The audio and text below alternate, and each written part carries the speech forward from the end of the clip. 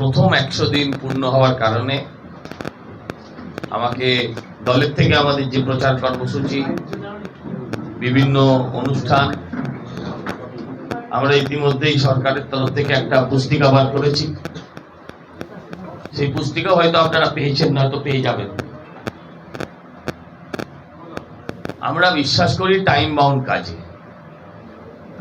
আমরা তাই প্রথম 100 দিন আমরা কি কি কাজ করলাম তার কিছু নজির আমরা আপনাদের সামনে এনেছি। আপনারা জানেন দীর্ঘদিন ধরে আমাদের বাংলার মানুষের, বাংলার নয় সারা ভারতবর্ষের মানুষের সঙ্গে আমাদের স্বরাষ্ট্র দপ্তরেরও ভারতবর্ষে বারবার অভিযোগ ছিল অনুপ্রবেশ, এবং সেই অনুপ্রবেশ রোধে আমরা আমাদের কেন্দ্রীয় সরকার বহুবার আবেদন করা সত্ত্বেও রাজ্য সরকার জমি নাকি পাচ্ছিল না। 600 কিলোমিটারের ওপর এই বর্ডার, যেই বর্ডারে ইতিমধ্যে ফেন্সিং এর কাজ শুরু হয়ে গেছে, জমি সরকার পেয়েছে এবং তার কাজ ইতিমধ্যে শুরু হয়ে গেছে। আপনারা জানেন যে বেশ কয়েকটা মেট্রো প্রজেক্ট, যেমন চিংড়িঘাটা মেট্রো প্রজেক্ট, আপনারা জানেন নোয়াপাড়া থেকে ব্যারাকপুর, এই সমস্ত মেট্রো প্রজেক্ট বহু বছর লাল ফিতের ফাঁস বলবো না কি বলবো জানি না, কিন্তু দীর্ঘদিন চিংড়িঘাটা মেট্রোর প্রজেক্টটা 15 দিনের কাজ ছিল। সরকার সেটাও দিতে পারছিল না, রাস্তায় নাকি ট্রাফিক জ্যাম হবে।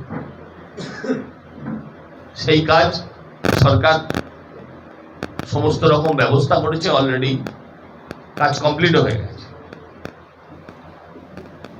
আপনারা দেখেছেন যে এই রাজ্যে বিএনএস লাগু হতে দেওয়া হচ্ছিল, ইতিমধ্যে হয়েছে।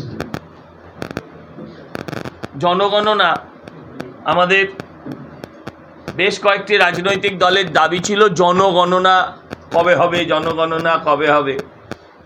এখন জনগণনাও আপনারা অনেকেই দেখতে পাচ্ছেন, আপনাদের অঞ্চলে, আপনাদের পাড়ায় শুরু হয়ে গিয়েছে। অনেকগুলো যোজনা যেগুলো আমাদের পশ্চিমবঙ্গে কখনো ঢুকতে দেওয়া হতো না, বিশ্বকর্মা যোজনার ওপর কাজ চলছে। গত পরশুদিন আয়ুষ্মান প্রকল্পের অফিসিয়াল উদ্বোধন হয়ে গিয়েছে।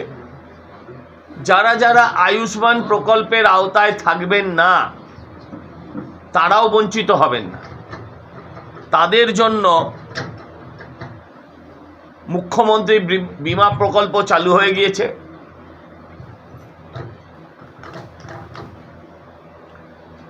আপনারা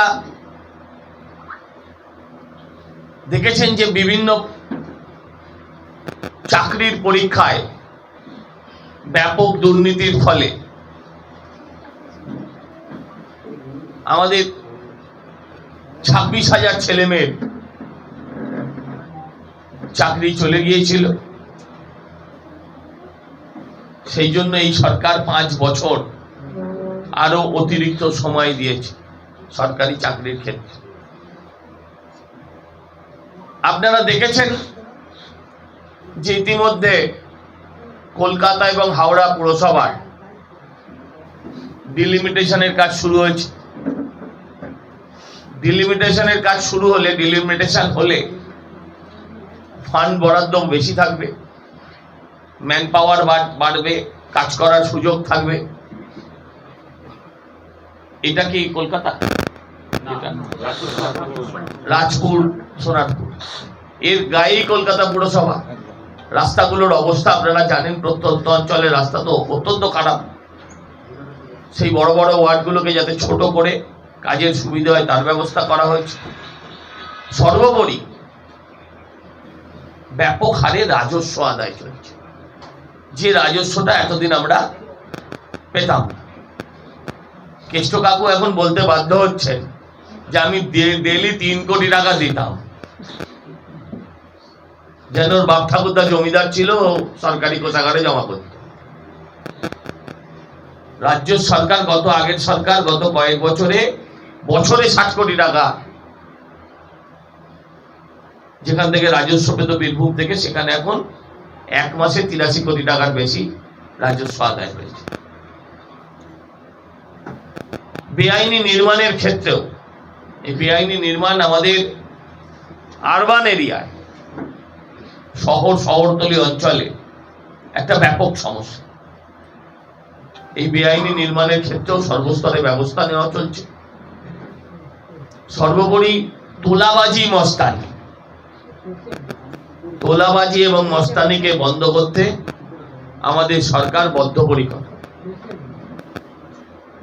সেক্ষেত্রে যদি আমাদের দলেরও কোনো টাচ দেখা যায়, কোনো সংযোগ দেখা যায়, সরকার সেক্ষেত্রেও রেয়াত করেনি। এই তোলাবাজি সিন্ডিকেট, একে আমরা ধ্বংস করতে, একে আমরা সমূলে উৎপাটিত করতে বদ্ধপরিকর। সে কাজ ইতিমধ্যেই শুরু হয়েছে। আপনারা দেখেছেন, আমরা বলেছিলাম যে যত সমাজ বিরোধী আছে তাদের জেলেই থাকতে হবে। কলকাতা সহ বিভিন্ন পুরসভা, রাজপুর সোনারপুরেও কতজন পুর প্রতিনিধি আছে নাকি ভেতরে, না বাইরে আছে? আচ্ছা, তো হ্যাঁ, না না, এবার চুরির দায়ে তো আর ফাঁসির সাজা হতে পারে না। তো তারা প্রত্যেকে গ্রেপ্তার হচ্ছে। অপরাধ যারা করেছে তারা যদি মনে করে যে অপরাধ করে পার পাওয়া যাবে, যাবে না। তামান্নার মা এসে অভিযোগ করেছিলেন, বাড়ি ফেরার আগে অপরাধী ধরা পড়া শুরু হয়েছে। নতুন করে আবার অভয়ার ফাইল খুলে আবার তদন্ত হচ্ছে, এবং সেক্ষেত্রে প্রাক্তন এমএলএ, যিনি পানিহাটির প্রাক্তন কাউন্সিলর, তারা গ্রেপ্তার হয়েছে।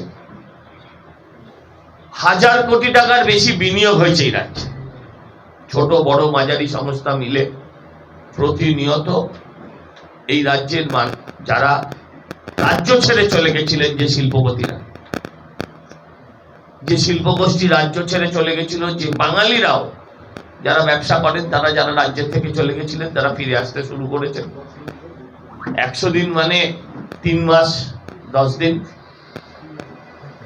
আমার মনে হয় যে গতিতে সরকার এগোচ্ছে, সে গতিতে সরকার এগোলে আমরা যে কবিতায় পড়েছিলাম যে ভারত আবার জগৎ সবাই শ্রেষ্ঠ আসন লবে, আমার বিশ্বাস আমাদের এই পশ্চিমবঙ্গ ভারতবর্ষের মধ্যে 1 নম্বর রাষ্ট্রে পরিণত হবে। এই বিষয়ে আমাদের কোনো ভুল ত্রুটি নেই। ইতিমধ্যে থানায় দুর্গা স্কোয়াড করার কথা ছিল। থানাগুলোতে মহিলা সহায়তা ডেস্ক চালু করা হয়েছে, যেখানে 24 ঘন্টা কোনো না কোনো মহিলা পুলিশ কর্মী সেখানে থাকেন, শুধুমাত্র মহিলাদের নিরাপত্তার কথা ভেবে। গতবার আপনারা দেখেছেন, উচ্চ মাধ্যমিকের রেজাল্ট বেরোনোর পর প্রায় 3.5-4 মাস বাদে কলেজ শুরু হয়েছিল। ভর্তির ক্ষেত্রে ব্যাপক সমস্যা ছিল, নির্বিঘ্নে ভর্তি হয়েছে। সেন্ট্রাল পোর্টালে ভর্তি হওয়ার কারণে দুর্নীতির অভিযোগ কেউ তুলতে পারবে না, কেউ টাকা দিয়ে ভর্তি করার অভিযোগ কেউ তুলতে পারবে না, টাকা খাওয়ার কারোর কাছে কোনো স্কোপ নেই। তাই শুভেন্দুবাবুর নেতৃত্বে এই সরকার গত 100 দিনে যে কাজ করেছেন, সেই সমস্ত কাজকে আমরা সাধুবাদ জানাই। আমরা ইতিমধ্যে বেশ কয়েকটি মন্দির সংস্কার দেখেছি, তারকেশ্বর থেকে শুরু করে আরো কয়েকটি মন্দিরের সংস্কারের কাজ হয়েছে, যেখানে হিন্দু বাঙালি পুণ্যার্থীরা শুধু যেতেন। আজকে সেখানে সারা ভারতবর্ষের সব জায়গা থেকে না হলেও আশেপাশের বর্ডার লাগোয়া অঞ্চলে, পশ্চিমবঙ্গের জায়গা থেকে সেখানে অলরেডি পুণ্যার্থীরা তারকেশ্বরে এসে ভিড় জমিয়েছেন। সরকার এগোচ্ছে, ভাবছে, সময় লাগবে, কিছুটা সময় দিন।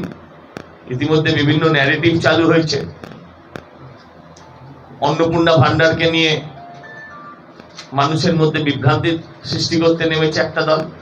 তাদের উদ্দেশ্যে আমি প্রশ্ন রাখতে চাই, লক্ষ্মী ভান্ডার কতদিনে পেয়েছিলেন?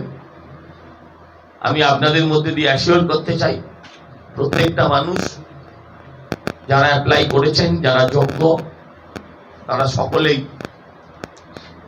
নিয়মিত পাবেন অন্নপূর্ণা ভান্ডার। বার্ধক্য ভাতা, বিধবা ভাতা সমস্ত নিয়মিত পাবেন। বিধবা ভাতা এবং বার্ধক্য ভাতা, যাকে আমরা 1,500 করার পরিকল্পনা করেছিলাম, মাসখানেকের মধ্যেই সেটা মানুষের হাতে এসে পৌঁছে যাবে। আপাতত 100 দিন নিয়ে এইটুকুই আমার বলার থাকলো। আপনাদের যদি কোনো প্রশ্ন থাকে আপনারা করতে পারেন।